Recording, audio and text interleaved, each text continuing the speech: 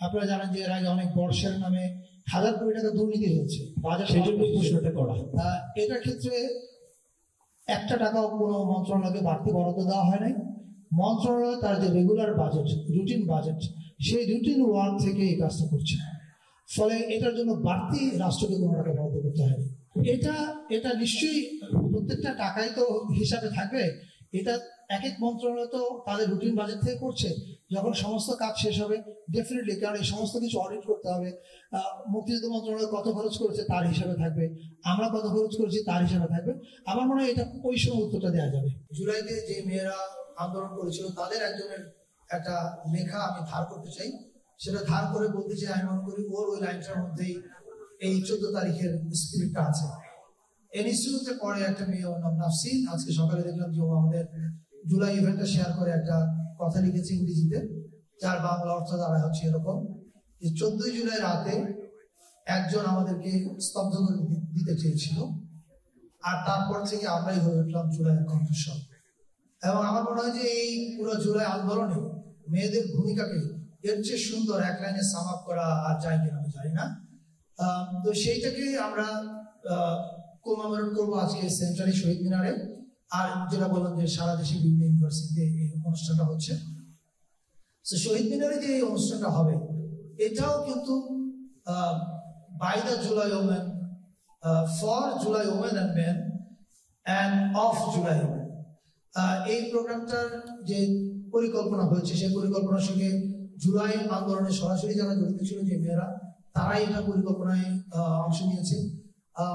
একই সঙ্গে কারা কারা স্মৃতিচারণ করবে এটা বাছাই তারা করেছে। একই সঙ্গে এই অনুষ্ঠানে কোনো প্রফেশনাল হোস্ট থাকছে না। যে 3 জন হোস্ট থাকছেন 3 জনই জুলাই আন্দোলনে সরাসরি জড়িত।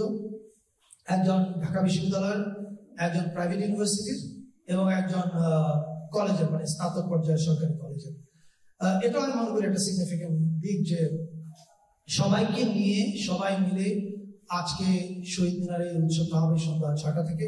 সেখানে শুরু হবে জাতীয় সঙ্গীতের মধ্যে দিয়ে, এরপরে ডকুমেন্টারি দেখানো হবে 3টা। একটা হচ্ছে জুলাই উইমেন বানিয়েছে অ্যানাদার জুলাই উইমেন রাকা নসিন নোয়াওয়ার। এছাড়া দেখানো হবে you fail to kill Abrar Fahad, আরেকটা ডকুমেন্টারি, এবং আরেকটা হচ্ছে জুলাই বিষাদ সিন্ধু। এই 3টা ডকুমেন্টারির পাশাপাশি ওখানে গান করবেন আপনারা জানেন শায়ান, এলেটা করিম, আরশা। আর ব্যান্ডগুলোর মধ্যে থেকে থাকছে হচ্ছে এফ মাইনর, সঙ্গীত এবং রেবেল নামে একটা ব্যান্ড আছে। আমি আরেকটা ব্যান্ডের নাম ভুলে গেলাম, ইলালা, রাইট, আমি ইলালকে ভুলে গেছি। সো এখানেও দেখেন পারফরমেন্স যারা করছে তারা প্রত্যেকে আসলে ফিমেল। এর বাইরে আমরা আজকে একটা মেজর প্রোগ্রাম নিয়ে কথা বলতে চাই। আপনারা জানেন যে এলেটা করিম, আমি এলেটার নামটা ভুলে গেছি, সরি, স্মৃতি থেকে বলতে গেলে যেটা হয়, এলেটা করিম আছে শহীদ মিনারে আছে। আর এছাড়া আমাদের আরেকটা মেজর প্রোগ্রাম হচ্ছে আজকে নারায়ণগঞ্জে। আপনারা জানেন যে 1 তারিখে যখন আমরা প্রোগ্রাম ডিক্লেয়ার করেছি সেখানে বলা হয়েছিল যে দেশের 64টা জেলায় জুলাই স্মৃতিস্তম্ভ স্থাপন করা হবে। এটা স্থাপনের কাজ আজকে থেকেই শুরু হলো নারায়ণগঞ্জের মধ্য দিয়ে। সেখানে আমাদের 5 জন উপদেষ্টা যাচ্ছেন, আসিফ নজরুল, রিজওয়ানা হাসান, আদিলুর রহমান খান শুভ্র, সিয়ার আবরার এবং আসিফ মাহমুদ। এই 5 জন উপদেষ্টা ওখানে যাওয়াটা একটা বার্তা দেয় যে এটা আসলে আমাদের খুব সিরিয়াস কাজ। এবং আমরা বিশ্বাস করি নারায়ণগঞ্জে যেটা শুরু হলো 4 আগস্টের মধ্যে সারা দেশে এই স্মৃতিস্তম্ভের কাজ শেষ হবে। এবং এই স্মৃতিস্তম্ভটা হচ্ছে টেক্সট বেস। আপনারা জানেন যে এবার জুলাইয়ের আন্দোলনে লাইন, টেক্সট, কথা, স্লোগান, কবিতা এগুলো খুব গুরুত্বপূর্ণ ছিল। ওইগুলো দিয়ে এই স্মৃতিস্তম্ভটা তৈরি হচ্ছে। এছাড়া আপাতত আমি আর কিছু বলার আছে। আরেকটা কথা বলতে চাই, চিটাগংয়ে যারা আছেন এবং রংপুরে যারা আছেন তাদের উদ্দেশ্যে। আপনারা জানেন যে 16 জুলাই আমাদের জুলাই শহীদ দিবস। সেদিন আমাদের বেশ কয়েকজন উপদেষ্টা রংপুরে যাচ্ছেন বিশ্ববিদ্যালয়ে, ওখানে আবু সাইদ স্মরণের অনুষ্ঠান আছেন, তারাও সেখানে অংশ নেবেন। আর চিটাগং স্টেডিয়াম, যেটা কাজীর দেউলিতে শহরের ভিতরে, সেখানে অনেকগুলো ডকুমেন্টারি প্রদর্শনী আছে, কনসার্ট আছে চিটাগংয়ের শিল্পীদের এবং ঢাকার শিল্পীদের নিয়ে, এবং শেষে ওখানে একটা ড্রোন আর্ট ডিসপ্লে আছে। ফলে চিটাগংয়ে যারা আছেন তাদের সবাইকে আগাম বলে রাখলাম যে আপনারা প্রস্তুত থাকেন। 16 তারিখ সকালে আমাদের একটা প্রেস কনফারেন্স হবে, সেখানে ওই 16 তারিখের লাইন আপটা বলা হবে। আজকের অনুষ্ঠানটা কিন্তু প্রায় 11টা সাড়ে 11টা পর্যন্ত হবে শহীদ মিনারে। এবং মূল অনুষ্ঠানের পরে হবে ড্রোন ডিসপ্লে, এবং সেই ড্রোন ডিসপ্লে হচ্ছে চাইনিজ টেকনিক্যাল টিমের সহযোগিতায়। সেখানে আপনারা this is going to be massive show. আপনারা 16 years of Army dictatorship and Prelude to July এই পুরো জিনিসটা দেখতে পাবেন। আর আরেকটা কথা হচ্ছে, এই ড্রোন ডিসপ্লের পরে ঢাকা ইউনিভার্সিটি মেয়েরা ওরা ওদের হলে ফিরে যাবে। ফিরে যাওয়ার পরে ওরা এক্স্যাক্টলি যেভাবে 2024-এ থালা বা টিপিতে হল থেকে বেরিয়ে এসেছিল, এটা তাদেরই আগ্রহে ওরা আবার রিক্রিয়েট করতে চায়। আমরা বলেছি ব্রিলিয়ান্ট আইডিয়া। সো তারা ওটা 12টায় করবে। যারা শহীদ মিনারে থাকবেন তারা ওখানে লাইভ দেখতে পাবেন ওদের পুরো ইয়েটা প্রসেশনটা, কিন্তু শহীদ মিনারের দর্শক ওখানে যেতে পারবেন না, এখানে লাইভ দেখতে হবে। Thank you. আর কিছু বলবো না স্যার? কি কি বলছিলাম? ও ইয়েস, আর আরেকটা হচ্ছে একই মানে সুযোগে আমরা এটা বলে ফেলি, 18 তারিখ এবং 21 তারিখ আমরা দুটা মেজর ডে। 18 তারিখ হচ্ছে আপনারা জানেন যে প্রাইভেট ইউনিভার্সিটি রেজিস্ট্যান্স ডে। যখন সবাই ভেবেছিল যে ঢাকা বিশ্ববিদ্যালয় 17 তারিখে বন্ধ হয়ে গেল, ছাত্ররা তাদেরকে ধরে নিয়ে গেল, আন্দোলন শেষ, তখনই একদল এঞ্জেল নেমে আসলো এবং তারা হচ্ছে প্রাইভেট ইউনিভার্সিটি হিরোস। সো ওদের জন্য হচ্ছে 18 তারিখ, আর 21 তারিখ হচ্ছে মাদ্রাসা রেজিস্ট্যান্স ডে। এই দুটার আগে হয়তো আমাদের আবার প্রেস মিট হবে, ওটার ডিটেল প্রোগ্রাম ডিটেলসটা বলার জন্য। আপাতত দ্যাটস অল ফর মি। আপনারা জানেন যে কোনো মিউজিয়াম করতে গেলে ইট টেকস লট অফ টাইম। আমরা সময়ের বিপরীতে দৌড়াচ্ছি।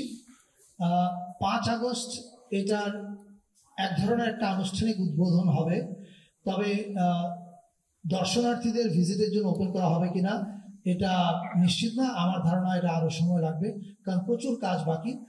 আর কি কি থাকবে এর মধ্যে এইটার ডিটেলটা আমরা এখন বলতে চাই না, এই কারণে যে যাতে আপনারা যখন এখানে আসবেন ভিজিট করতে, you still have that surprise and আপনারা ডিসকভার করতে পারেন। তবে ফিলসফিটা বলতে পারি আমরা, ফিলসফিটা হবে এটা যে আপনি যখন এই জুলাই জাদুঘরে ভিজিট করবেন, তখন আপনি জুলাই এবং কেন জুলাই হলো, 16 বছরে আওয়ামী লীগের দুঃশাসন কি কি হয়েছিল তার দালিলিক প্রমাণ, অডিও ভিজুয়াল প্রমাণ, এবং আপনারা জানেন যে মডার্ন ডে মিউজিয়াম কিন্তু এখন এক্সপিরিয়েন্সিয়াল হয়ে উঠছে। ফলে এটা যেন একটা এক্সপিরিয়েন্সিয়াল মিউজিয়াম হয়ে ওঠে, এটার জন্য আমরা যত রকমের টুল আছে, জাস্ট ফটোগ্রাফ, ডকুমেন্ট এবং অডিও ভিডিও না, এর বাইরেও আরো অনেক টুল আছে যেগুলো আমরা ব্যবহার করছি। এইটার হয়তো আমরা যখন মানে দর্শনার্থীদের জন্য ওপেন করবো তখন বলতে পারবো ডিটেল, কিন্তু কাজ চলছে সারাদিন রাত। আমি আমার একটা গাট ফিলিং এর কথা বলতে চাই। আমার গাট ফিলিংটা হচ্ছে হাসিনার যে দুঃশাসন, গুম, খুন, লুটপাট, মানে হেন অপকর্মনাই করে নাই, এমনকি সে যাকে দিয়ে খুন করায় তাকেও সে সার্ভেলেন্সে রেখেছে। এবং আপনারা জানেন কিছুদিন আগে আমাদের এই গণভবনে কাগজটা উদ্ধার হয়েছে, আমরা এটা দিয়েছি গুম কমিশন এবং আইসিটিকে। সেখানে একজন দায়িত্বপ্রাপ্ত অফিসার আকুতি জানাচ্ছে যে তার পক্ষে আর গুম করা সম্ভব না। মানে আপনি বুঝতে পারেন যে কি পরিমাণ ট্রমা সে তার বাহিনীকেও দিয়েছে। এই সমস্ত জিনিস এখানে থাকবে। এখন আমি মনে করি বাংলাদেশে এটা ডিসাইডেড যে হাসিনার এই অপকর্ম একদিকে আর সারা বাংলাদেশে আরেকদিকে। এখন রাজনৈতিক কারণে বিভিন্ন রাজনৈতিক স্টেক হোল্ডার্স, সোশ্যাল স্টেক হোল্ডার্সের মধ্যে মতবিরোধ থাকবে, যেটা যে কোনো ডেমোক্রেটিক সোসাইটির সৌন্দর্য। তর্ক বিতর্ক থাকবে, এটাও সৌন্দর্য। কিন্তু হাসিনা দুঃশাসন এবং এই 16 বছরের দুঃশাসন এবং জুলাই, আমার মনে হয় না এই প্রশ্নে বাংলাদেশের পলিটিক্যাল স্টেক হোল্ডারদের মধ্যে কোনো বিরোধ আছে, এবং তারা পরবর্তীতে আসলেও এখানে কোনো পরিবর্তন হবে কিউরেশনে, এটা আমি বিশ্বাস করি না। এবং আপনাদেরকে আমি এটাও বলতে চাই যে আমাদের কিউরেটিভ টিম এখানে যাদেরকে নিয়ে কাজ করছে, একটা বিশাল ইয়াং ফোর্স, এখানে কোনো একটা নির্দিষ্ট দলের লোক নাই, সকল দলের মানুষজন এখানে কাজ করছে। ফলে this is going to be very absolutely non partisan. এটা বাংলাদেশের সত্য কথাটা বলবে।